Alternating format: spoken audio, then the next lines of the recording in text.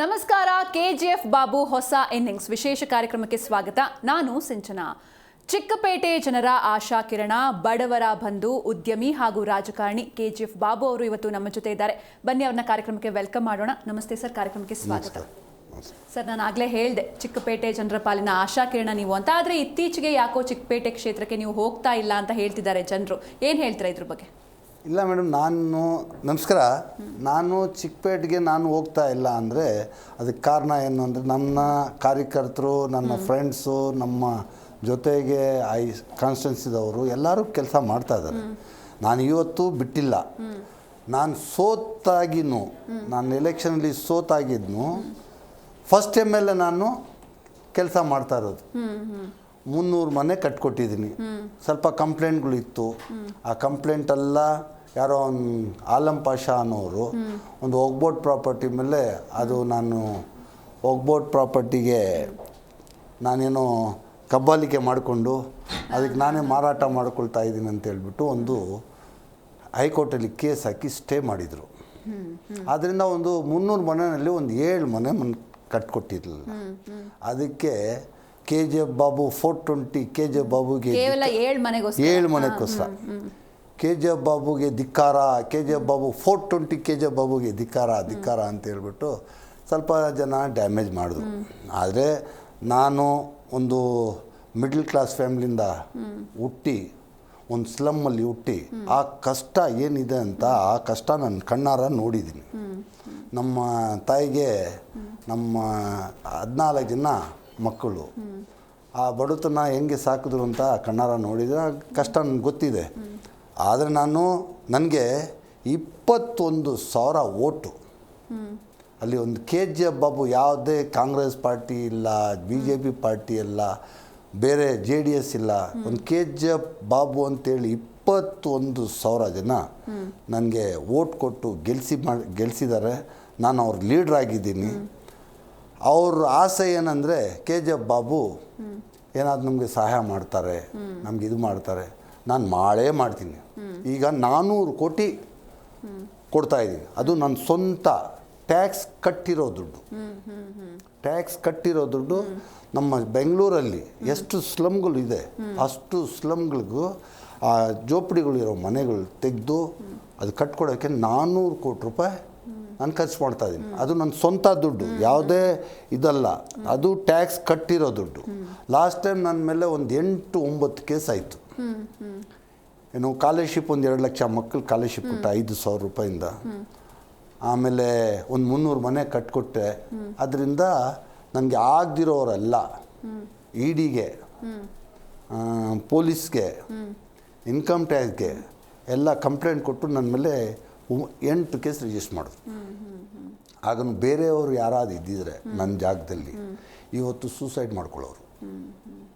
ಆದರೆ ನಾನು ನಮ್ಮ ಬಡವರಿಗೆ, ನಮ್ಮ ಅಕ್ಕ ತಂಗಿಗಳಿಗೆ ಸಹಾಯ ಮಾಡೋಕ್ಕೋಗಿ ನನಗೆ ಇಷ್ಟೆಲ್ಲ ಪ್ರಾಬ್ಲಮ್ಗಳು ಬಂತು. ಅದರಲ್ಲಿ ಒಂದು 7 ಮನೆ ಕಟ್ಕೊಟ್ಟಿಲ್ಲ ಅಂಥೇಳಿ ಅವ್ರು ನನಗೆ ಭಾಳ ಡ್ಯಾಮೇಜ್ ಮಾಡಿದ್ರು. ಆದರೆ ಆ ಡ್ಯಾಮೇಜ್ ಮಾಡೋರು ಏನು ಆ 7 ಮನೆದವರಲ್ಲ, ನನಗೆ ಆಗದಿರೋರು ಬೇರೆ ಜನ. 7 ಮನೆಗೆ 600 ಜನ ಬಂದಿದ್ರು ಧರ್ನಾ ಕೂತ್ಕೊಳ್ಳೋಕ್ಕೆ. ಎಸ್, ಹಂಗೆ ಇದೆಲ್ಲ ದುಃಖದ ವಿಷಯ. ಇದು ನನಗಾಗಿದೆ, ಬೇರೆಯವ್ರಿಗೆ ಆಗಬಾರ್ದು. ನಾನು ರಾತ್ರಿ ಹಗಲು ನಾನು ಇಡೀ ಜೀವನ ಆ ಚಿಕ್ಕಪೇಟೆ ಜನಕ್ಕೆ, ನಮ್ಮ ಖಾದರ್ ಶರೀಫ್ ಗಾರ್ಡನವ್ರಿಗೆ ಕೊಡೋಕ್ಕೆ ನಾನು ಸಿದ್ಧ ಇದ್ದೀನಿ. ಓಕೆ ಸರ್, ಇನ್ನು ಈಗ ದಾವಣಗೆರೆಯಿಂದ ನಿಲ್ಲೋಕೆ ನಿಮಗೆ ಒಂದು ಚಾನ್ಸ್ ಸಿಕ್ಕಿದೆ, ಕರೀತಾ ಇದ್ದಾರೆ ಅಂತ ಮಾಹಿತಿ ಇದೆ. ಇದು ನಿಜಾನ, ಹೇಗೆ? ಅದು ಏನು ನಿಮಗೆ ಬಂದಿರೋ ಮಾಹಿತಿ ನಿಜಾನೇ ಮೇಡಮ್. ಅದೇನಾಗಿದೆ, ದಾವಣಗೆರೆಯಿಂದ ಒಂದು 200 ಜನ 300 ಜನ ಒಂದೊಂದು ಟೈಮ್ ಬರ್ತಾರೆ. ನಾನು ಒಂದು ಮುಸ್ಲಿಂ ಸಮಾಜದಲ್ಲಿ ಹುಟ್ಟಿದ್ದೀನಿ ಅಂತ ಹೇಳ್ಬಿಟ್ಟು ಅಲ್ಲಿ 90,000 ಓಟು ಅಲ್ಲಿ ದಾವಣಗೆರೆಯಲ್ಲಿ ಇದೆ. ಯಾವುದು? ನಮ್ಮ ಮುಸ್ಲಿಮ್ಸ್ ಅಂತ ಹೇಳ್ತೀವಲ್ಲ, ನಾನು ಸಂಪಾದನೆ ಮಾಡಿರೋದೆಲ್ಲ ಹಿಂದೂಗಳಿಂದಾನೆ. ಇವತ್ತು 7,000 ಕೋಟಿ KGF ಬಾಬು ಒಡಿಯ ಅಂತ ಹೇಳ್ತಾರಲ್ಲ, ಅದು ನಾನು ಸಂಪಾದನೆ ಮಾಡಿದೆಲ್ಲ ನನಗೆ ಹಿಂದೂಗಳಿಂದಾನೇ ನಾನು ಸಂಪಾದನೆ ಮಾಡಿದ್ದು. ಹಿಂದೂ ಅಂದರೆ ನನಗೆ ಒಂದು ಪ್ರಾಣ. ನನ್ನಲ್ಲಿ ಜಾತಿ ಇಲ್ಲ, ಮುಸ್ಲಿಂ ಅಂತ ಇಲ್ಲ, ಹಿಂದೂ ಅಂತ ಇಲ್ಲ. ಹಿಂದೂನೂ ಬೇಕು ನನಗೆ, 2 ಕಣ್ಣು. ಹಿಂದೂನೂ ಬೇಕು, ಮುಸಲ್ಮಾನರು ಬೇಕು. ನಾನು ಯಾವತ್ತೂ ಹಿಂದೂಗಳನ್ನ ಡಿಗ್ರೇಡ್ ಮಾಡಿ ಮುಸಲ್ಮಾನ್ರ ಪರವಾಗಿ ಹೋಗಿಲ್ಲ. ನ್ಯಾಯ ಎಲ್ಲಿದೆ ಅಲ್ಲೇ ಹೋಗಿದ್ದೀನಿ. ನನಗೆ ಮುಸಲ್ಮಾನರು ಬೇಕು, ನನ್ನ ರಕ್ತ ಅದು. ಹಿಂದೂಗಳು ಬೇಕು, ನನಗೆ ಜೀವನ ಕೊಟ್ಟಿದ್ದವರು, ನನಗೆ ಅನ್ನ ಹಾಕಿ ದೇವರು ಹಿಂದೂಗಳು. ನನಗೆ ಕಷ್ಟ ಸುಖದಲ್ಲಿ ಎಲ್ಲ ನನ್ನ ಫ್ರೆಂಡ್ಸ್ಗಳು ನನಗೆ ಹೆಲ್ಪ್ ಮಾಡಿ ಈ ಮಟ್ಟಕ್ಕೆ ಬರೋಕ್ಕೆ ನನಗೆ ಹಿಂದೂಗಳೇ ಕಾರಣ. ಆದರೆ ಒಂದು ನಿಮಗೆ ಗೊತ್ತಿದೆಯೋ ಇಲ್ವೋ, DK ಶಿವಕುಮಾರ್ ಸಾಹೇಬರು ನನಗೆ ದೇವ್ರು ಆದಮೇಲೆ ಒಬ್ಬರು ಯಾರಾದ್ರು ಇದ್ದಾರಂದರೆ ಅದು DK ಶಿವಕುಮಾರ್ ಮಾತ್ರ. ಅವರು ನನಗೆ ಯಾರು 100 ರೂಪಾಯಿ ನಮಗೆ ಕೊಡ್ತಾ ಇಲ್ಲ. ಅಂಥ ಟೈಮಲ್ಲಿ ನನಗೆ ಈ ಲೈನ್ ತೋರಿಸ್ಕೊಟ್ಟಿರೋ ಇವತ್ತು 7,000 ಕೋಟಿ ಇದೆ ಅಂದರೆ ಅದು DK ಶಿವಕುಮಾರ್ ಒಬ್ಬರೇ ಕಾರಣ. ಅವ್ರಿಗೆ ನಾನು ಬಿಟ್ಕೊಡೋನಲ್ಲ.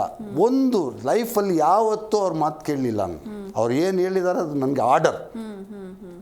DK ಶಿವಕುಮಾರು ಇದು ಮಾಡು ಅಂದರೆ ಅದು ಆರ್ಡರ್ ನನಗೆ. ಒಂದು ಟೈಮ್ ಲೈಫಲ್ಲಿ ಅವ್ರ ಮಾತು ಬಿಟ್ಟು ಹೋಗಿದ್ದು ಯಾವಾಗ, ಈ ಚಿಕ್ಕಪೇಟಲ್ಲಿ ನಾನು ಕಂಟೆಸ್ಟ್ ಮಾಡೋಕ್ಕೆ ಹೋದೆ, ಆವಾಗ ಅವ್ರ ಮಾತು ಬಿಟ್ಟು ಹೋದೆ. ಅಂದರೆ ಏನು ಹೇಳಿದರು ಅವರು? ಏನು ಹೇಳಿದ್ರು, ನೀನು ನೋಡು RV ದೇವರಾಜ್, ಇದು ಲಾಸ್ಟ್ ಎಲೆಕ್ಷನ್ ಅವ್ರದ್ದು, ಒಂದು ಟೈಮ್ ಅವ್ರು ಬಿಟ್ಕೊಡು, ನಾನು ನಿನಗೆ MLC ಮಾಡ್ತೀನಿ, ಬೇಡ ಅಲ್ಲಿ ಅಂತ ಹೇಳಿದ್ರು. ಆದರೆ ಅದರಲ್ಲಿನೂ ಒಂದು ಸೈಟು ಒಂದು ಕಡೆ ನಮ್ಮ ದೇವರು DK ಶಿವಕುಮಾರ್, ಒಂದು ಕಡೆ ಆ 21,000 ಮತಗಳು ಕೊಟ್ಟಿರೋ ನನ್ನ ಅಕ್ಕ ತಂಗಿಗಳು, ಅಣ್ಣ ತಮ್ಮರು, ನನ್ನ ತಾಯಿ ತಂದೆಗಳು ಒಂದು ಕಡೆ. ಇವಾಗ ನನ್ನ ಜಾಗದಲ್ಲಿ ನೀವೇ ಇದ್ರೆ ಏನು ಮಾಡ್ತೀರಾ? ಹೌದು, ಜನರನ್ನೇ ಚೂಸ್ ಮಾಡ್ತೀವಿ. ಹೌದು, ಜನಗಳು. ನಾನು ಅದೇ ತಪ್ಪು ಮಾಡಿದ್ದು, ಒಂದೇ ತಪ್ಪು. ಇವತ್ತು ನನಗೆ ಒಂದು DK ಶಿವಕುಮಾರ್ ಸಾಹೇಬ್ ನನ್ನ ಮಾತು ಕೇಳಲಿಲ್ಲ ಅಂತ ಫೀಲಿಂಗ್ ನನಗಿದೆ. ಆದರೆ ಆ 21,000 ಜನ ನನಗೋಸ್ಕರ ರಾತ್ರಿ ಹಗಲು ಕಷ್ಟಪಟ್ಟಿದ್ದಾರಲ್ಲ. ಕಾಂಗ್ರೆಸ್ ಪಾರ್ಟಿ ಬಿಟ್ಟು ನಿನ್ನ ಜೊತೆಗೆ ಬಂದಿದ್ದೀವಿ, ನಮಗೆ ರೋಡಲ್ಲಿ ಬಿಟ್ಟು ನೀನು ಹೋಗ್ತೀಯಪ್ಪ, ಇದು ಮಾಡಬೇಡಪ್ಪ, ಇಂಥ ತಪ್ಪು ಮಾಡಬೇಡ ಅಂತ ನಮ್ಮ ಅಕ್ಕ ತಂಗಿಗಳು, ಅಣ್ಣ ತಮ್ಮಂದರು, ಚಿಕ್ಕಪೇಟ್ ಕಾನ್ಸ್ಟಿಟ್ಯೂನ್ಸಿಲಿ ಇರೋರು ನನಗೆ ಬಂದು ಹೇಳೋವಾಗ ನಾನು ಏನು ಡಿಸೈಡ್ ಮಾಡಲಿ? ನಾನು ಅಂಥ ತಪ್ಪು ಮಾಡಿದ್ದೀನಿ ಅಂದರೆ DK ಶಿವಕುಮಾರ್ ಸಾಹೇಬರು ಮಾತು ಕೇಳ್ದಂಗೆ ನಾನು ಜನರ ಪರವಾಗಿ ಹೋಗಿದ್ದೆ. 21,000 ಓಟು ನನಗೆ ಕೊಟ್ಟು ನನಗೆ ಲೀಡರ್ ಮಾಡಿರೋ ನಮ್ಮ ಅಕ್ಕ ತಂಗಿಗಳು, ಅವ್ರ ಋಣ ನಾನು ಸಾಯೋವರೆಗೂ ನಮ್ಮ ಅಕ್ಕ ತಂಗಿಗಳು ಋಣ ತೀರ್ಸೋಕ್ಕಾಗೋದಿಲ್ಲ. ಅವ್ರಿಗೋಸ್ಕರ ಏನು ಬೇಕಾದ್ರೂ ನಾನು ಮಾಡ್ತೀನಿ, ಏನು ಬೇಕಾದ್ರೆ ನನ್ನ ಇಡೀ ಆಸ್ತಿ ಮಾರಿ ನಮಗೆ ಚಿಕ್ಕಪೇಟ್ನವ್ರಿಗೆ ಕೊಡಿ ಅಂದ್ರೂ ನಾನು ಲಾಸ್ಟಲ್ಲಿ ಒಂದೊಂದು ಡ್ರಾಪ್ ಬ್ಲಡ್ಡು ಕೇಳಿದ್ರೂ ನಾನು ಕೊಡೋಕ್ಕೆ ಸಿದ್ಧ ಇದ್ದೀನಿ. ಎಸ್ ಸರ್, ಈಗ ನೀವು ಹೇಳಿದ್ರಿ ಅಂದರೆ DK ಶಿವಕುಮಾರ್ ಅವ್ರನ್ನ ದೇವರು ಅಂತ ಹೇಳಿದ್ರಿ. ಈಗಲೂ ನೀವು ಅವ್ರ ಜೊತೆ ಕನೆಕ್ಷನಲ್ಲಿ ಇದ್ದೀರಾ? ಜೊತೆಗೆ ಏನಾದರೂ ಆರ್ಡರ್ ಮಾಡಿದಾರಾ ನಿಮಗೆ ರೀಸೆಂಟಾಗಿ? ಹೇಗೆ ಆರ್ಡರ್ ಏನು ಮಾಡಿದ್ದಾರೆ ಅಲ್ಲಿ ಹೇಳ್ತೀನಿ. ಏನಂದರೆ, ನೋಡಪ್ಪ, ನೀನು ಇಡೀ ಇಂಡಿಯಾದಲ್ಲಿ ನಿನ್ನಿಂದ DK ಶಿವಕುಮಾರ್ ಶಿಷ್ಯ ಅಂತ ಇಡೀ ಡೆಲ್ಲಿವರೆಗೂ DK ಶಿವಕುಮಾರ್ ಶಿಷ್ಯ KGF ಬಾಬು ಅಂತ ಎಲ್ಲರಿಗೂ ಗೊತ್ತಿದೆ. ಆದರೆ ನಿನ್ನ ಮಾತು ಕೇಳಲಿಲ್ಲ, ನನ್ನ ಮಾತು ಕೇಳಲಿಲ್ಲ, ನಿನ್ನ ತಪ್ಪು ಮಾಡಿದೆ, ನಿನ್ನಿಂದ ನನಗೆ ಅವಮಾನ ಆಗಿದೆ. ಆದ್ದರಿಂದ ನೀನು ಇದು ಚಿಕ್ಕಪೇಟಲ್ಲಿ ನೀನು ಎಲ್ಲೂ ಹೋಗಬಾರ್ದು, ನಾನು ಹೇಳೋವರೆಗೂ. RV ದೇವರಾಜ್ ಕೆಲಸ ಮಾಡ್ತಾ ಇದ್ದಾರೆ, ಅವ್ರಿಗೆ ಡಿಸ್ಟರ್ಬ್ ಮಾಡಬಾರ್ದು, ನೀನು ಅಲ್ಲಿ ಹೋಗಬಾರ್ದು ಅಂತ ಫಸ್ಟ್ ಒಂದು ತಪ್ಪು ಮಾಡಿದ್ದೆ ನಾನು. ಅವ್ರ ಮಾತು ಕೇಳ್ದಂಗೆ ನಾನು ಇಂಡಿಪೆಂಡೆಂಟಾಗಿ ಕಂಟೆಸ್ಟ್ ಮಾಡಿದ್ದೆ. ಎರಡನೇ ತಪ್ಪು ಮಾಡಬಾರ್ದು ಅಂತ ಆವತ್ತಿಂದ ನಾನು ಆ ಚಿಕ್ಕಪೇಟಲ್ಲಿ ಯಾವುದೇ ಮದುವೆ ಆಗಲಿ, ಯಾರೇ ಸತ್ರೆ ಆಗಲಿ, ನಾನು ಅಲ್ಲಿ ಕಾಲಿಟ್ಟಿಲ್ಲ. ಅವ್ರ ಆರ್ಡರ್ನ ರಫ್ಯೂಸ್ ಮಾಡಿ ನಾನು ಚಿಕ್ಕಪೇಟೆಗೆ ಹೋಗಿಲ್ಲ. ನಾನು ವೆಯ್ಟ್ ಮಾಡ್ತಾಯಿದ್ದೀನಿ, ಸಾಹೇಬ್ರು ಯಾವಾಗ ಹೇಳ್ತಾರೆ, DK ಸಾಹೇಬ್ರು ಯಾವಾಗ ಹೇಳ್ತಾರೆ ಆವಾಗ ಹೋಗೋಣ ಅಂತ ನಮ್ಮ ಕಾರ್ಯಕರ್ತರುಗಳಿಗೆ ಅಲ್ಲಿ ಕೆಲಸ ಮಾಡ್ತಾರೆ. ನನ್ನ ಜೊತೆಗಿರೋರು, ನನಗೆ ಪ್ರಾಣಕ್ಕೆ ಪ್ರಾಣ ಕೊಡೋರು ಇನ್ನೂ ಇದ್ದಾರೆ. 21,000 ಜನ ಇದ್ದಾರೆ. ಅವ್ರಿಗೆ ಅದೇ ಹೇಳ್ತೀನಿ, ಸಾಹೇಬ್ರು ಆರ್ಡ್ರ್ ಆಗಿದೆ, ನಾನು ಹೇಳೋವರೆಗೂ ನೀನು ಚಿಕ್ಕಪೇಟಲ್ಲಿ ಹೋಗಬಾರ್ದು ಅಂತ ಹೇಳಿದ್ದಾರೆ. ಅದಕ್ಕೆ ಅಲ್ಲಿ ಹೋಗಿ RV ದೇವರಾಜ್ಗೆ ಡಿಸ್ಟರ್ಬ್ ಮಾಡಬಾರ್ದು ಅಂತೇಳಿದ್ದಾರೆ. ಅದಕ್ಕೆ ನಾನು ಬರ್ತಲ್ಲ. ಸಾಹೇಬ್ರು ಯಾವಾಗ ನನಗೆ ಅಲ್ಲಿ ಹೋಗಿ ಅಂತ ಹೇಳ್ತಾರೋ ಆವತ್ತೇ ಹೋಗ್ತೀನಿ, ಅದು ಮುಂದೆ ನಾನು ಹೋಗೋದಿಲ್ಲ ಅಂತೇಳ್ಬಿಟ್ಟು ನಾನು ಎಲ್ಲರಿಗೂ ಕನ್ವಿನ್ಸ್ ಮಾಡಿದ್ದೀನಿ. ನಾನು ಹೋಗಿಲ್ಲ ಅಂದ್ರೂ ನಮ್ಮ ಕಾರ್ಯಕರ್ತರು, ನನ್ನ ಫ್ಯಾನ್ಸು, ನನ್ನ ಫ್ರೆಂಡ್ಸು, ನಮ್ಮ ಅಕ್ಕ ತಂಗಿಗಳು ನನ್ನ ಪರವಾಗಿ ಅವ್ರು ಕೆಲಸ ಮಾಡ್ತಾರೆ, ಇವತ್ತು ಕೆಲಸ ಮಾಡ್ತಾರೆ. ನಾನು ಆದ ಮೇಲೇನು ನಾನು ಒಂದೇ ಕರ್ನಾಟಕದಲ್ಲಿ ಒಂದು MLA, ಡಿಪ್ಯೂಟೆಡ್ MLA, ಇವತ್ತು ಅಲ್ಲಿ ನಾನು ಏನು ಪ್ರಾಮಿಸ್ ಮಾಡಿದ್ದೀನಿ ಅದಕ್ಕೆ ಕೆಲಸ ಮಾಡಿಕೊಡ್ತಾ ಇರೋದು ನಾನು ಒಬ್ಬನೇ. ಹಾಗಾದ್ರೆ ಸರ್ ಅವ್ರು ಹೇಳೋವರೆಗೂ ನೀವು ಹಾಗಾದ್ರೆ ಹೋಗಲ್ಲ? ಇಲ್ಲ ಮೇಡಮ್, ನಾನು DK ಸಾಹೇಬ್ ಹೇಳೋವರೆಗೂ ಅಲ್ಲಿ ಕಾಲು ಇಡಲ್ಲ, ಅಲ್ಲಿ ತಿರುಗು ನೋಡಲ್ಲ ನಾನು. ಆದರೆ ನನಗೆ 21,000 ಓಟ್ ಕೊಟ್ಟಿದ್ದಾರಲ್ಲ, ಅವ್ರ ಹತ್ರ ಕೈ ಜೋಡಿಸಿ ಅವ್ರ ಋಣದಲ್ಲಿದ್ದೀನಿ ನಾನು. ಅವರು DK ಶಿವಕುಮಾರ್ ಸಾಹೇಬರು ನನಗೆ ಆರ್ಡ್ರ್ ಮಾಡಿದ್ದಾರೆ. ಅದಕ್ಕೆ ನಾನು ಹಿಂದೆಯಿಂದ ನಿಮ್ಗೆ ಏನು ಬೇಕೋ ನಾನು ಕಾನ್ಸ್ಟಿಟ್ಯೂನ್ಸಿಗೆ ಬರ್ದಂಗೆ ನಾನು ನಿಮ್ಗೆ ಹಿಂದೆಯಿಂದ ಏನು ಬೇಕೋ ಮಾಡ್ತೀನಿ. ನಾನು ನಮ್ಮ 21,000 ಜನ ನನಗೆ ಮತ ಕೊಟ್ಟಿರೋರಿಗೆ ಕ್ಷಮೆ ಕೇಳಿ ನಾನು ಓಡೋನಲ್ಲ, ನಾನು ನಿಮ್ಗೋಸ್ಕರ ಪ್ರಾಣಕ್ಕೆ ಪ್ರಾಣ ಕೊಡೋನು. ಇವತ್ತು 10,000 ಮನೆ ನಾನು ಕಟ್ಕೊಡೋಣ ಅಂತ ನಾನು ಇವಾಗ principal secretary, chief secretary, BBMP commissioner ಎಲ್ಲರಿಗೂ ಲೆಟ್ರ್ ಕೊಟ್ಟಿದ್ದೀನಿ. ನಾನೇನು ಹಂಗೆ ಕೂತ್ಕೊಂಡಿಲ್ಲ. ಸಮಯ ಬರುತ್ತೆ, ಸಮಯ ಬಂದರೆ DK ಶಿವಕುಮಾರ್ ಸಾಹೇಬ್ ಕೇಳಿಬಿಟ್ಟೆ ನಾನು ಈ ಬಡವ್ರ ಮನೆಗಳು ನನ್ನ ಕನಸು. ನಾನು ಯಾಕಂದರೆ ನಾನು ಸ್ಲಮ್ಮಲ್ಲಿ ಹುಟ್ಟವನು, ನಾನು ಆ ಕಷ್ಟ ಗೊತ್ತಿದೆ. ಆ ಶೀಟ್ ಮನೆಯವ್ರಿಗೂ ಅವ್ರಿಗೆ ಆಸೆ ಇಲ್ವಾ? ಹೌದು, ಎಲ್ಲರೂ ನಾವು ಒಂದು ಕಾಂಕ್ರೀಟ್ ಮನೆಯಲ್ಲಿ ಒಂದು ಬಿಲ್ಡಿಂಗಲ್ಲಿ ಮಲಗ್ತೀವಿ, ಅವ್ರಿಗೆ ಆಸೆ ಇಲ್ವಾ? ಮಳೆ ಬಂದರೆ ಡಬ್ಬಗಳು ಚೇರ್ಗಳು ಇಟ್ಕೊಂಡು ಮೇಲೆ ಮಲಗ್ತಾರೆ, ಕೆಳಗಡೆ ನೀರು, ಮೇಲ್ಗಡೆಯಿಂದ ನೀರು, ಸೈಡಲ್ಲಿ ಕೂತ್ಕೊಂಡು ರಾತ್ರಿ ಜೀವನ ಮಾಡ್ತಾರೆ.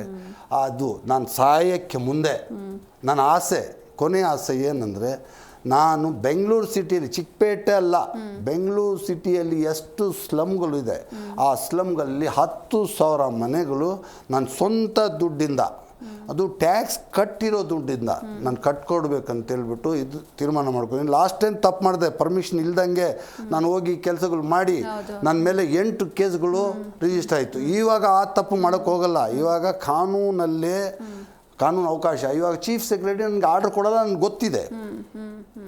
ಹೋಗಿ ಅಲ್ಲಿ ಕೆಲಸ ಮಾಡಿ ಮನೆಗಳು ಕಟ್ಕೊಡಿ ಅಂತ ಸರ್ಕಾರನೂ ಡೈರೆಕ್ಷನ್ ಕೊಡಲ್ಲ, ಚೀಫ್ ಸೆಕ್ರೆಟರಿನೂ ಡೈರೆಕ್ಷನ್ ಕೊಡಲ್ಲ. ಆದರೆ ಇದಕ್ಕೆ ಬರೀ ಒಂದು ಅಲ್ಲಿಂದ ಲೆಟ್ರ್ ಕೊಟ್ಟಿದ್ದೀನಿ. ನಾನು ಹೈಕೋರ್ಟ್ಗೆ ಹೋಗ್ಬೇಕಂದ್ರೆ ಹಿಂಗೆ ಡೈರೆಕ್ಟಾಗಿ ಹೋಗೋಕ್ಕೆ ಬರೋದಿಲ್ಲ. ಯಾಕಂದರೆ ಅದು ಫ್ರೀ ಮೆಚೂರ್ಡ್ ಅಂತಾರೆ, ಫ್ರೀ ಮೆಚೂರ್ಡ್ ಕೇಸು.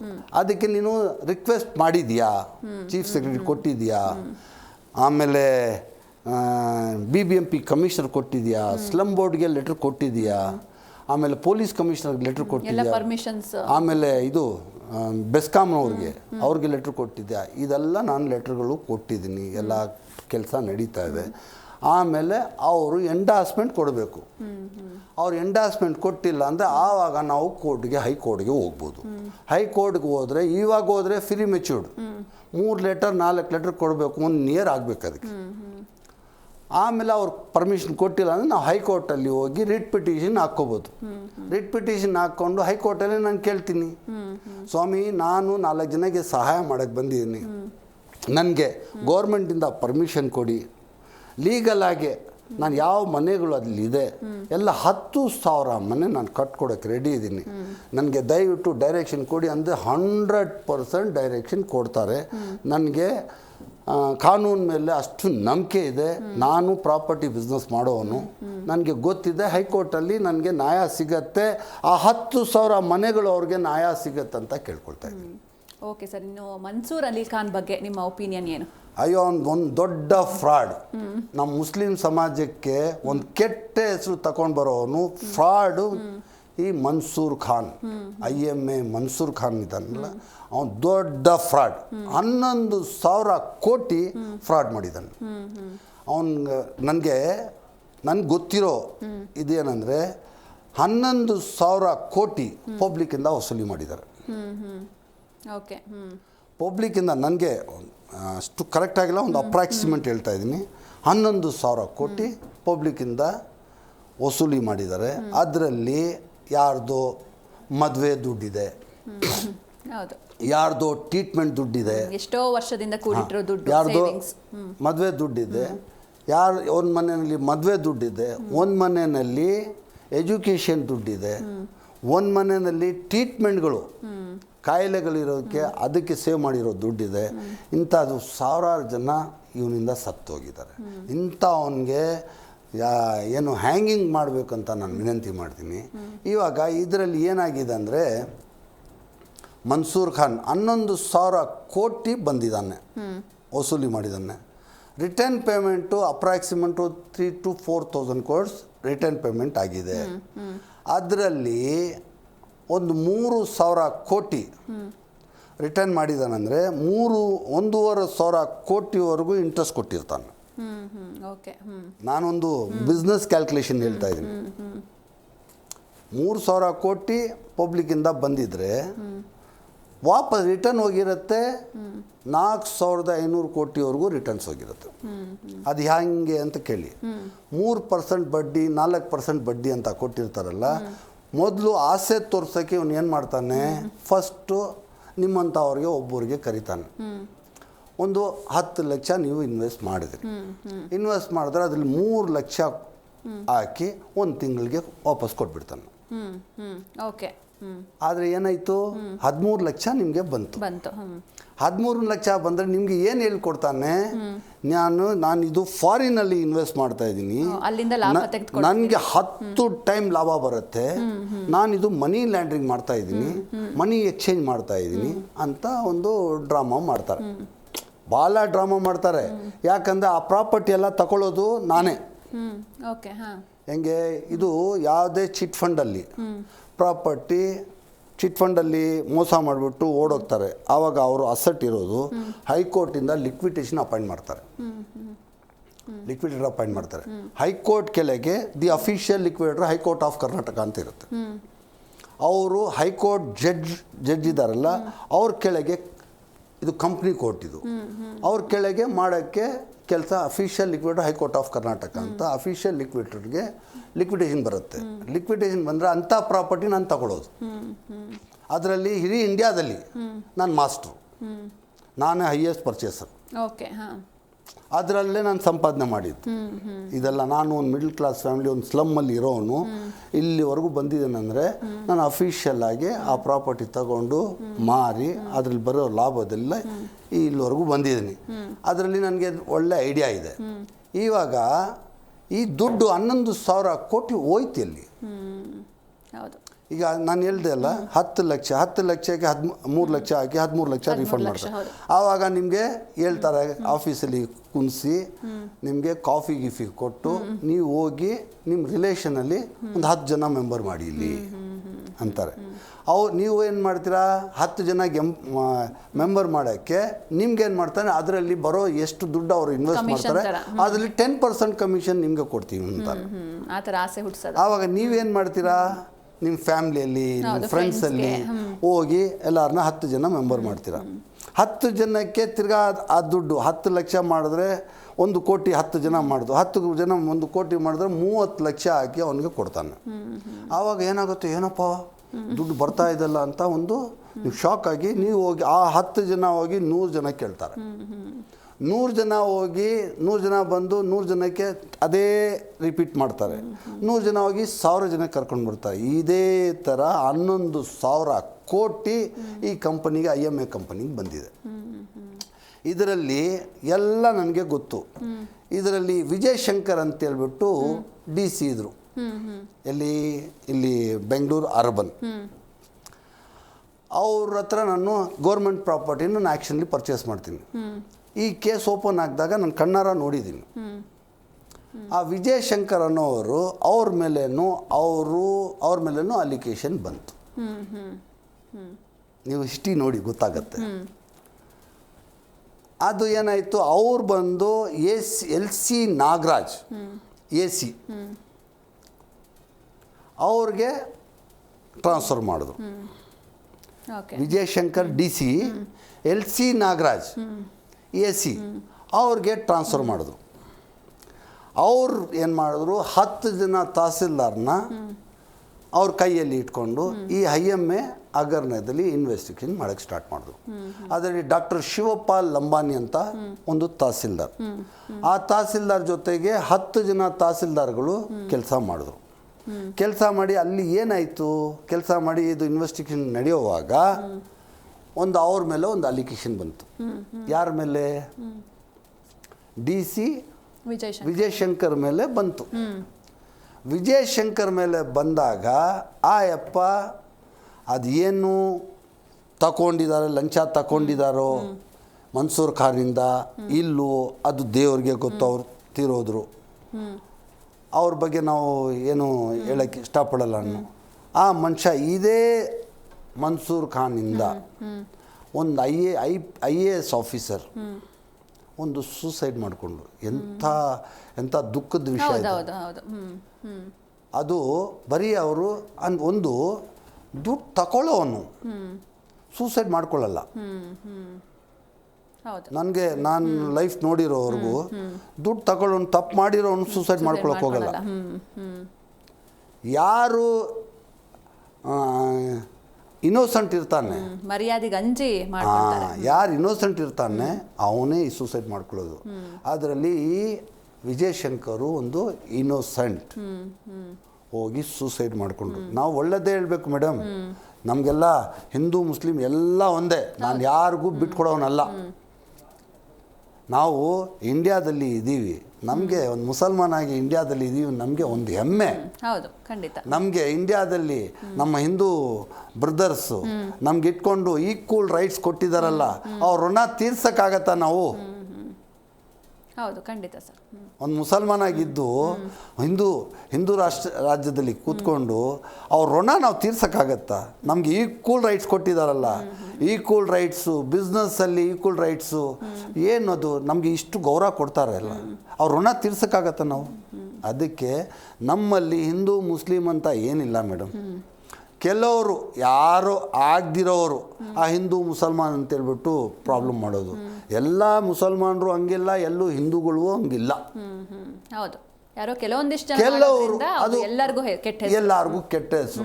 ಆದರೆ ನಾನು ರಿಕ್ವೆಸ್ಟ್ ಮಾಡಿ ನಮ್ಮ ಹಿಂದೂ ಬ್ರದರ್ಸ್ಗೆ ಆಗಲಿ, ಮುಸ್ಲಿಂ ಬ್ರದರ್ಸ್ಗಾಗಲಿ, ನಮ್ಮ ಅಕ್ಕ ತಂಗಿಗಳಿಗಾಗಲಿ, ನಾವು ಒಟ್ಟಿಗಿರೋಣ, ನಮ್ಮ ಈ ದೇಶಕ್ಕೆ ಒಂದು ಶಕ್ತಿ ಕೊಡೋಣ.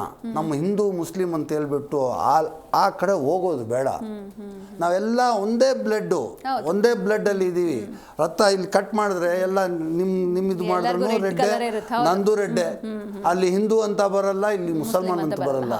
ಆದರೆ ನಾನು ಹೇಳೋದೇನೆಂದರೆ ದಯವಿಟ್ಟು ನಮ್ಮ ಹಿಂದೂ ಬ್ರದರ್ಸ್ ಆಗಲಿ, ಹಿಂದೂ ಸಿಸ್ಟರ್ಸ್ ಆಗಲಿ, ಮುಸ್ಲಿಂ ಬ್ರದರ್ಸ್ ಆಗಲಿ, ಮುಸ್ಲಿಂ ಸಿಸ್ಟರ್ಸ್ ಆಗಲಿ, ಅವ್ರಿಗೆ ನಾನು ಕೇಳ್ಕೊಳ್ಳೋದೇನೆಂದರೆ, ಈ ಹಿಂದೂ ಮುಸ್ಲಿಂ ಎಲ್ಲ ಬಿಟ್ಟು ಒಂದು ಮನುಷ್ಯತನ, ಒಂದು ಮನುಷ್ಯ ಅಂತೇಳ್ಬಿಟ್ಟು ತಿಳ್ಕೊಂಡು ಜೊತೆಗೆ ಹೋದರೆ, ನನಗೆ ಕನ್ನಡದಲ್ಲಿ ಸ್ವಲ್ಪ ಹೇಳೋಕ್ಕೆ ಮಿಸ್ಟೇಕ್ ಆಗುತ್ತೆ, ಇದ್ರೂ ಅರ್ಥ ಆಗುತ್ತೆ. ಅವರೆಲ್ಲ ಒಟ್ಟಿಗೆ ಹೋಗೋಣ. ನಮ್ಮ ಶಕ್ತಿ, ನಮ್ಮ ಇಂಡಿಯಾಗೆ ಒಂದು ಶಕ್ತಿ ತೋರಿಸೋಣ, ನಮ್ಮ ಇಂಡಿಯಾಗೆ ನಂಬರ್ 1 ಆಗಿ ತಗೊಂಡು ಬರೋಣ, ನಾವೆಲ್ಲ ಸೇರೋಣ. ನಾನು ಹಿಂದೂ ದೇಶದಲ್ಲಿ ಹುಟ್ಟಿ ನನಗೆ ಹೆಮ್ಮೆ ಆಗ್ತಾ ಇದೆ.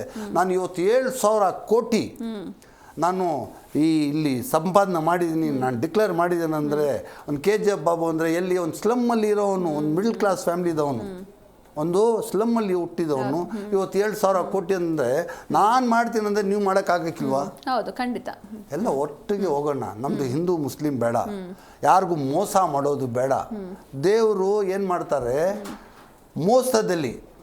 ಮೋಸ ಮಾಡಿದ್ರೆ ನೀವು ರಾತ್ರಿ ನಿದ್ರೆ ಮಾಡೋಕ್ಕೆ ಬರಲ್ಲ. ಲಂಚ ತಗೊಂಡ್ರೆ ನಿಮಗೆ ನಿದ್ರೆ ಮಾಡೋಕ್ಕೆ ಬರಲ್ಲ. ಯಾಕೆ ಭಯ? ಇಲ್ಲಿ ದುಡ್ಡು ಎಲ್ಲಿ ಬಂತು, ಏನು ಬಂತು, ಯಾರೋ ಒಂದು ಇನ್ವೆಸ್ಟಿಗೇಷನ್ ಮಾಡಿದ್ರು, ಏನೋ ಆಯಿತು ಅಂತ ಆ ಕೆಲಸ ಬೇಡ. ಸ್ಟ್ರೇಟ್ ಫಾರ್ವರ್ಡ್ ಆಗಿ ಕೆಲಸ ಮಾಡೋಣ. ಈ 420 ಕೆಲಸ, ತರಲೆ ಕೆಲಸಗಳು, ಅವನ ಟೋಪಿ ಇವ್ರಿಗೆ ಹಾಕೋದು, ಇವ್ರ ಟೋಪಿ ಅವ್ರಿಗೆ ಹಾಕೋದು, ಈ ಕೆಲಸ ಬಿಟ್ಟು ನಾವು ಕಷ್ಟಪಟ್ಟು ದುಡಿದು ಮುಂದೆ ಬರೋಣ. KGF ಬಾಬು ಹೆಂಗೆ ಬಂದಿದ್ದಾನೆ, ಒಂದಾದರೂ ಎಲ್ಲಾದರೂ ಅಲಿಕೇಶನ್ ನೋಡಿದ್ರಾ? ಬಾಬು ಯಾರ್ದಾದ್ರೂ ಒಂದು 100 ರೂಪಾಯಿ ತಿನ್ಬಿಟ್ಟಿದ್ದಾನೆ, ಯಾರಿಗೋ ಮೋಸ ಮಾಡಿದಾನಂತ ಯಾವನು ಹೇಳಲ್ಲ. ಯಾಕಂದರೆ ನನ್ನ ಬಿಸ್ನೆಸ್ ಏನು, ಗೋರ್ಮೆಂಟಿಂದ ಪ್ರಾಪರ್ಟಿ ಪರ್ಚೇಸ್ ಮಾಡ್ತೀನಿ, ಪ್ರೈವೇಟಲ್ಲಿ ಸೇಲ್ ಮಾಡ್ತೀನಿ. ಹೈಕೋರ್ಟಿಂದ ಪ್ರಾಪರ್ಟಿ ಪರ್ಚೇಸ್ ಮಾಡ್ತೀನಿ, ಪ್ರೈವೇಟಲ್ಲಿ ಸೇಲ್ ಮಾಡ್ತೀವಿ. ಅದು ಬಿಟ್ಟು ನನಗೆ ಒಂದು ಸ್ಟ್ರೇಟ್ ಫಾರ್ವರ್ಡ್ ಮನುಷ್ಯನಿಗೆ ಕರ್ಕೊಂಡು ಬಂದು ಅಲ್ಲಿ ಮನೆಗಳು ಹೊಡೆದಾಕಿ, ನಾನು ಹೊಡೆದಿದ್ದು 200 ಮನೆ, ನನ್ನನ್ನು ನೋಡಿಕೊಂಡು ನಾನು ಇಲ್ಲಿ ಬಂದು ರಾತ್ರಿ ಮನೆಯಿಂದ ಹೋಗಿದ್ರೆ ಬೆಳಗ್ಗೆ ಹೋದರೆ ಅಲ್ಲಿ ಒಂದು 50 ಮನೆ ಹೊಡೆದಾಕಿರ್ತಾರೆ ಅವರೇ ಆಟೋಮೆಟಿಕ್ ಆಗಿ. ಇದ್ರೂ ನಾನು ನಿಮಗೆ ಕೆಲಸ ಮಾಡಿದ್ದೀನಿ, ಸೇವೆ ಮಾಡಿದ್ದೀನಿ. ಆದರೆ ಅಲ್ಲಿರೋ ಜನ ದೇವರು ಅಂತ ಜನ, ಎಲ್ಲಿ ಆ ಸ್ಲಮ್ಮಲ್ಲಿ ಇದಾರಲ್ಲ ಅವ್ರು ದೇವರಂಥ ಜನ. ಆದರೆ ಕೆಲವು ರಾಜಕಾರಣಿ ವ್ಯಕ್ತಿಗಳು ಲೀಡ್ರ್ಗಳು ಈ ಡ್ರಾಮಾ ಎಲ್ಲ ಮಾಡಿ ಬೇರೆ ಕಡೆಯಿಂದ ಜನಗಳು ಕರ್ಕೊಂಡು ಬಂದು 600 ಜನಕ್ಕೆ ನನ್ನ ಮನೆ ಹತ್ರ ನಿಲ್ಲಿಸಿ ಧಿಕ್ಕಾರ ಧಿಕ್ಕಾರ KGF ಬಾಬು 420ಗೆ ಧಿಕ್ಕಾರ ಅಂತಿರಲ್ಲಪ್ಪ, ಏನಪ್ಪ ಮಾಡಿದೆ ನಾನು? ನಿಮ್ಮ ದುಡ್ಡು ತಿನ್ನ, ನಿಮಗೆ ಒಳ್ಳೇದು ಮಾಡಿ ನಿಮಗೆ ಮನೆಗಳು ಕಟ್ಕೊಡೋದು ನಾನು ಪಾಪ ಮಾಡಿದ್ದೀನ? ನಿಮ್ಗೆ 2 ಲಕ್ಷ ಮಕ್ಕಳಿಗೆ ನಿಮ್ಮ ಮಕ್ಕಳಿಗೆ 5,500 ರೂಪಾಯಿ ಸ್ಕಾಲರ್ಶಿಪ್ ಕೊಟ್ಟಿದ್ದೀನಿ, ಅದು ತಪ್ಪ?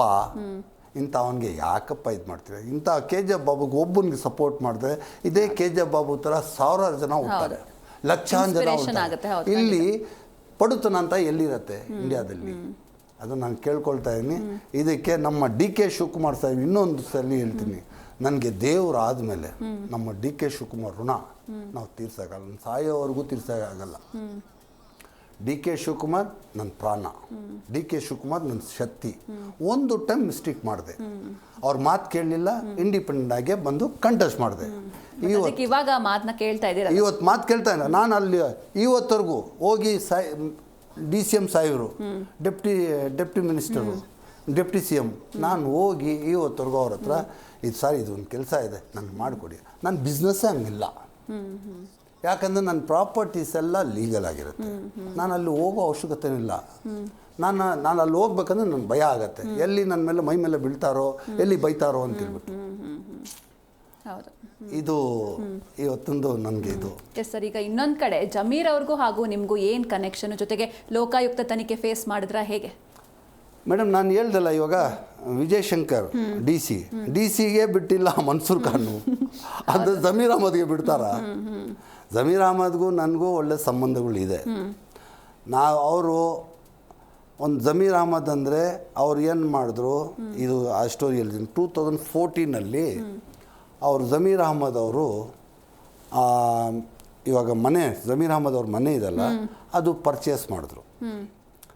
ಎಲ್ಲಿ KFC ಬ್ಯಾಂಕಿಂದ ಪರ್ಚೇಸ್ ಮಾಡಿದ್ರು. ಅದ್ರ ಮೇಲೆ 12 ಕೋಟಿನೋ 11 ಕೋಟಿನೋ ಸಾಲ ಇತ್ತು. ಆವಾಗ ಆ ಮನೆಗೆ ಕಟ್ಟೋಕ್ಕೆ ಅವ್ರ ಹತ್ರ ದುಡ್ಡಿರಲಿಲ್ಲ. ಅವ್ರಿಗೆ KFC ಬ್ಯಾಂಕಿಂದ ನೀವು 7 ದಿವಸದೊಳಗೆ ನೀವು ದುಡ್ಡು ಕಟ್ಟಿಲ್ಲ ಅಂದರೆ ಈ ಪ್ರಾಪರ್ಟಿನೋ ಆ್ಯಕ್ಷನ್ ಮಾಡಿಬಿಡ್ತೀವಿ ಅಂತೇಳ್ಬಿಟ್ಟು ನೋಟಿಸ್ ಬಂತು. ನೋಟಿಸ್ ಬಂದಾಗ ನನಗೆ ಜಮೀರ್ ಅಹಮದ್ ಅವರು ನನ್ನ ಹತ್ರ ಬಂದು ಬಾಬು ಅವರೇ ನನಗೆ ಅವಮಾನ ಆಗುತ್ತೆ, ಇಲ್ಲಾಂದ್ರೆ ಈ ಮನೆ ಹೋಗ್ಬಿಡುತ್ತೆ, ನಾನು ಆಲ್ರೆಡಿ ದುಡ್ಡು ಕಟ್ಟಿದ್ದೀನಿ, ಅಲ್ಲಿ 8 ಕೋಟಿನೋ 7 ಕೋಟಿನೋ ದುಡ್ಡು ಕಟ್ಟಿದ್ದೀನಿ, ಇವಾಗ ಸ್ವಲ್ಪ ಶಾರ್ಟೇಜ್ ಬೀಳ್ತಾಯಿದೆ, ನೀವು ಸ್ವಲ್ಪ ಸಹಾಯ ಮಾಡಿ ನನಗೆ ಅಂತ ಕೇಳಿದ್ರು. ಆವಾಗ ನಾನು ಅವ್ರಿಗೆ 3,90,00,000 ರೂಪಾಯಿ ಅವ್ರಿಗೆ ಅಫಿಷಿಯಲಿ ಕಟ್ಟಬೇಕಾಗಿತ್ತು. ಅಷ್ಟು ಶಾರ್ಟೇಜ್ ಇತ್ತು, ಮಿಕ್ಕಿದ್ದೆಲ್ಲ ದುಡ್ಡು ಕಟ್ಟಿದ್ರು. ಅಷ್ಟು ನೀವು ಕೊಟ್ಟಿದ್ರಿ? 3,90,00,000 ಅವ್ರಿಗೆ ಶಾರ್ಟೇಜ್ ಇತ್ತು. ಆ 3,90,00,000 DD ಮುಖಾಂತರ ಜಮೀರ್ ಅಹಮದ್ ಪರವಾಗಿ ಡೈರೆಕ್ಟಾಗಿ KFC ಬ್ಯಾಂಕ್ಗೆ ಕಟ್ಟಿದ್ದೀನಿ. ಕಟ್ಟಿ ಅಲ್ಲಿಂದ ಪ್ರಾಪರ್ಟಿ ಡಾಕ್ಯುಮೆಂಟ್ ಬಿಡಿಸಿ ಅವ್ರಿಗೆ ಕೊಟ್ಟಿದ್ದೀನಿ. ಆ ದುಡ್ಡು 2014 ಇವತ್ತು 11-12 ವರ್ಷ ಆಗಿದೆ. ಅವ್ರಿಗೆ ಎಲ್ಲರಿಗೂ ಕಷ್ಟ ಇರುತ್ತೆ ಮೇಡಮ್. ನಾನು ಹೇಳೋದೇನೆಂದರೆ ಜಮೀರ್ ಅಹಮದ್ಗೆ ಅಂತಲ್ಲ, ನನಗೆ ಅಂತಲ್ಲ, ನೋಡೋಕ್ಕೆ ನಾವು ದೊಡ್ಡ ಶ್ರೀಮಂತರಾಗಿ ಕಾಣ್ತೀವಿ, ಒಳಗಡೆ ಬಂಡವಾಳ ಏನಿರುತ್ತೆ, ಯಾರ್ಯಾರಿಗೇನು ಕೊಡುತ್ತೋ ಎಲ್ಲ ಮನೆಯಲ್ಲಿ ತೂತುಗಳು ಇರುತ್ತೆ. ಅದು ಕೆಲವರು ಹೇಳ್ಕೊಳ್ತಾರೆ, ಕೆಲವರು ಹೇಳ್ಕೊಳ್ಳಲ್ಲ. ಇವಾಗ ಅವ್ರಿಗೂ ಪ್ರಾಬ್ಲಮ್ಸು ಇದೆ. ನಾನು ಆವಾಗವಾಗ ಕೇಳಿದ್ರೆ 1-2 ತಿಂಗಳಲ್ಲಿ ಕೊಡ್ತೀನಿ, 3 ತಿಂಗಳಲ್ಲಿ ಕೊಡ್ತೀನಿ ಅಂತಾರೆ. ಇವಾಗ ನನಗೇನು, ನಾವು ಕಷ್ಟಪಟ್ಟಿದ್ದು ಇಲ್ಲಿ ತನಕ ನಿಮಗೆ ಸಿಕ್ಕಿಲ್ಲ ಆ ದುಡ್ಡು? ಇಲ್ಲ ಬಂದಿಲ್ಲ. ಅವ್ರು ಕೊಟ್ಟಿಲ್ಲ ಇನ್ನೂ. ನಾನು ಯಾವಾಗ ಕೇಳಿದ್ರೂ 2 ತಿಂಗಳು 3 ತಿಂಗಳು 2 ತಿಂಗಳು 3 ತಿಂಗಳಲ್ಲಿ ಕೊಡ್ತೀನಿ ಅಂತ ಹೇಳ್ತಾ ಇದ್ದಾರೆ. ಆದರೆ ಕೊಡ್ತಾರೆ. ಇವಾಗ ನಾವು ಪ್ರೆಷರ್ ಜಾಸ್ತಿ ಮಾಡಿ, ಒಂದು ಸಮಾಜ ಸೇವೆ ಮಾಡೋರು, ಸಮಾಜಕ್ಕೆ ಒಳ್ಳೇದು ಮಾಡೋರು, ಬಡವ್ರಿಗೆ ಒಳ್ಳೇದು ಮಾಡೋರು ಜಮೀರ್ ಅಹಮದ್ ಅವರು, ಅವ್ರಿಗೆ ನಾವು ಸರಿ ಆಗಲಿ ಬರುತ್ತೆ ಇವತ್ತಿಲ್ಲ, ಅದು ನಾವು ಸಾಯೋವರೆಗೂ ಆ ಅಕೌಂಟ್ ಕ್ಲೋಸ್ ಆಗಲ್ಲ. ಅದು ಹಂಗೆ ಸಾಲ ಇರುತ್ತೆ. ಯಾಕಂದರೆ ಅದು ಅಫಿಷಿಯಲ್ ದುಡ್ಡನ್ನ ಏನು ಮಾಡೋಕ್ಕಾಗಲ್ಲ. ಇವತ್ತೆಲ್ಲ ನಾಳೆ ಬರುತ್ತೆ. ಅವ್ರು ಕಷ್ಟದಲ್ಲಿದ್ದಾರೆ, ಕೊಡ್ತೀನಿ ಅಂತ ಹೇಳ್ತಾರೆ. ಯಾವಾಗ ಕೇಳಿದ್ರೂ 1-2 ತಿಂಗಳಲ್ಲಿ ಕೊಡ್ತೀನಿ ಅಂತ ಹೇಳ್ತಾರೆ. ಆದರೆ ಕೊಡ್ತಾರೆ. ಆದರೆ ಈ ಕಳ್ಳ, ಈ ಫ್ರಾಡ್ ಮನ್ಸೂರ್ ಖಾನ್, ಈ DC ವಿಜಯಶಂಕರ್ಗೆ ಹೆಂಗೆ ಡ್ಯಾಮೇಜ್ ಮಾಡಿದ್ದಾನೆ ಅದೇ ಥರ ಜಮೀರ್ ಅಹಮದ್ ಅವ್ರಿಗೂ ಡ್ಯಾಮೇಜ್ ಮಾಡಿದ್ದಾನೆ, ನಮ್ಮ ರೋಷನ್ ಬೇಗ್ ಅವ್ರಿಗೂ ಡ್ಯಾಮೇಜ್ ಮಾಡಿದ್ದಾರೆ. ಆದರೆ ಅದು ಸತ್ಯಾಂಶ ಇರಲ್ಲ ಮೇಡಮ್. ಸತ್ಯಾಂಶ ಇರಬೇಕಂದ್ರೆ ಇವಾಗ ಜಮೀರ್ ಅಹಮದ್ ಮೇಲೆ ಆರೋಪ ಇದೆ, ಜಮೀರ್ ಅಹಮದ್ ಅವ್ರಿಗೆ ದುಡ್ಡು ಕೊಟ್ಟಿದ್ದೀನಿ ಅಂತ, ಆದರೆ ಪ್ರೂಫ್ ಬೇಕಲ್ಲ. ಇವಾಗ ದುಡ್ಡು ಕೊಟ್ಟಿದ್ದೀನಿ ಅಂತ ಬಾಯಲ್ಲಿ ಹೇಳಿದ್ರೆ ಸಾಕ್ಷಿಗಳು ಬೇಕು. ಹೌದು, ಸಾಕ್ಷಿಗಳು ಬೇಕು. ಇವತ್ತು ಈ ಆಧಾರ್ ಕಾರ್ಡ್ ಲಿಂಕ್ ಆಗಿದೆ, ಇಡಿನೂ ಏನು ಕಣ್ಣು ಮುಚ್ಕೊಂಡಿಲ್ಲ, ಇನ್ಕಮ್ ಟ್ಯಾಕ್ಸು ಕಣ್ಣು ಮುಚ್ಕೊಂಡಿಲ್ಲ. ಏನೇ ಒಂದು ಟ್ರಾನ್ಸಾಕ್ಷನ್ ಆದ್ರೂ, 1 ಲಕ್ಷ ಟ್ರಾನ್ಸಾಕ್ಷನ್, 1 ಲಕ್ಷ ರೂಪಾಯಿದು ಟ್ರಾನ್ಸಾಕ್ಷನ್ ಆದ್ರೂ ಅಕೌಂಟಲ್ಲಿ ಹೋಗಬೇಕು. ಇವಾಗ ಮನ್ಸೂರ್ ಖಾನ್ ಕೊಟ್ಟಿದ್ರೆ ಜಮೀರ್ ಅಹಮದ್ ಅವ್ರಿಗೆ ಅಕೌಂಟಲ್ಲಿ ಹೋಗಿರ್ಬೇಕು, ಅದಕ್ಕೆ ಪ್ರೂಫ್ ಇರಲೇಬೇಕು. ಅದು ಪ್ರೂಫ್ ಇರಬೇಕು. ಅದು ಪ್ರೂವ್ ಮಾಡಿಲ್ಲ ಅಂದರೆ ಎಲ್ಲಿಂದ ಬರುತ್ತೆ, ಎಲ್ಲಿ ಕೊಟ್ಟಿರ್ತಾನೆ. ಆದರೆ ಜಮೀರ್ ಅಹಮದು ಒಂದು ಇನ್ನೋಸೆಂಟು, ಅವ್ರಿಗೆ ಏನೇ ಇದರಲ್ಲಿ ಸಂಬಂಧ ಇಲ್ಲ ಅಂತ ನನಗೆ ಗೊತ್ತಾಗ್ತಾ ಇದೆ. ಅದಕ್ಕೆ ಇನ್ವೆಸ್ಟಿಗೇಷನ್ ಮಾಡೋಕ್ಕೆ ಅದಕ್ಕೆ ಲೋಕಾಯುಕ್ತ ಇದೆ, ಇಡಿ ಇದೆ. ಇಡಿ ಅವರು ಅದ್ರ ಮೇಲೆ ಇನ್ವೆಸ್ಟಿಗೇಷನ್ ಮಾಡಿದ್ದಾರೆ. ಅಲ್ಲಿ ಇನ್ವೆಸ್ಟಿಗೇಷನ್ ಮಾಡಿ ACP ಅಂತ ACPಗೆ ಟ್ರಾನ್ಸ್ಫರ್ ಮಾಡೋದು ಡೆಲ್ಲಿಯಿಂದ. ಈ ರೇಡ್ ಆಗಿದ್ದು ಎಲ್ಲಿ, ಡೆಲ್ಲಿ ಇಡಿ ರೇಡ್ ಮಾಡಿದ್ದು.